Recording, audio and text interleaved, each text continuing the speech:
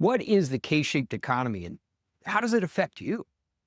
The K-shape is a way economists are describing the current economic paradigm.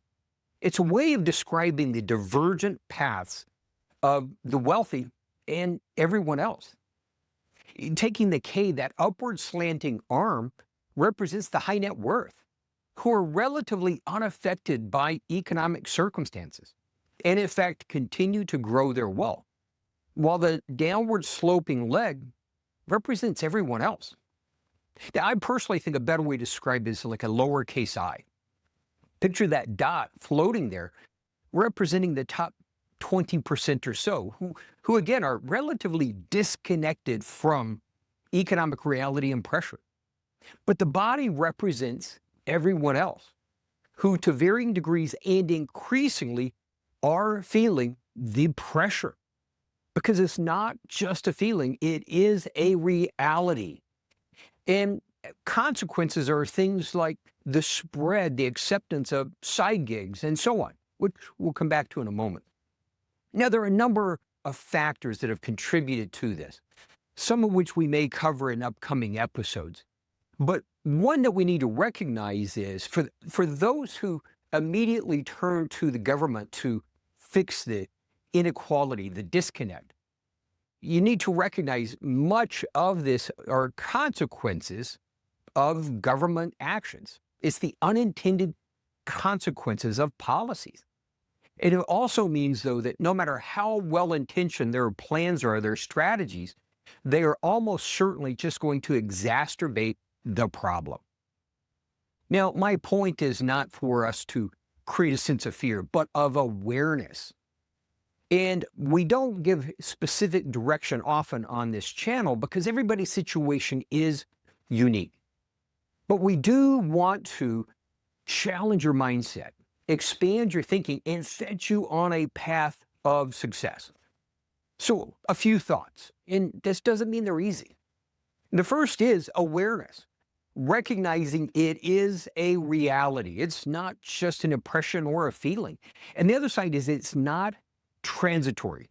It's not temporary. It is structural. It is unlikely to resolve itself painlessly. Which means, number two, taking control of your own destiny.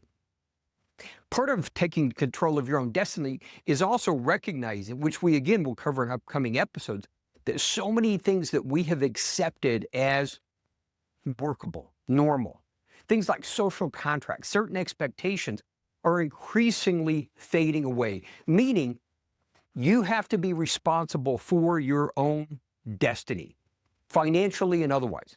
Doesn't mean you don't use the tools, but you do so with an awareness of what is effective and what is continuing to work going into the future. But another aspect is investing in yourself, and whatever that means, whether it's cost-effective education to improve your earning potential, or if it is something like a side gig, using that, though, not just to maintain lifestyle, but along with that, whatever it is, no matter how difficult it is, beginning to discipline yourself to set something aside.